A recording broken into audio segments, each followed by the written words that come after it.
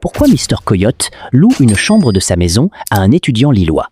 Le Français moyen a une chambre vide depuis que les enfants sont partis. Il la ferme, il y entasse des cartons et il continue de payer le chauffage pour rien.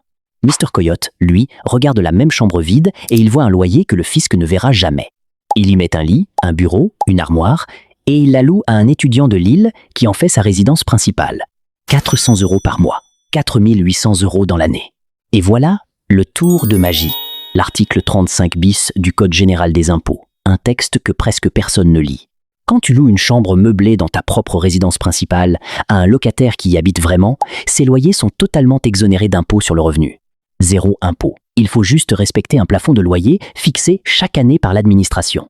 Fais le calcul. Un salarié qui veut toucher ses 4800 € en plus doit en réalité en gagner bien davantage, car le fisc se sert avant lui. Mr. Coyote, lui, encaisse tout. Et le meilleur, aucun travaux, aucun achat, aucun crédit. Il utilise juste une pièce qu'il possédait déjà et qui ne servait à rien. Le Français moyen stocke des cartons dans une chambre fermée. Mr. Coyote encaisse un loyer que le fisc ne peut pas toucher. La même pièce. 2 résultats. Abonne-toi pour arrêter de te faire plumer.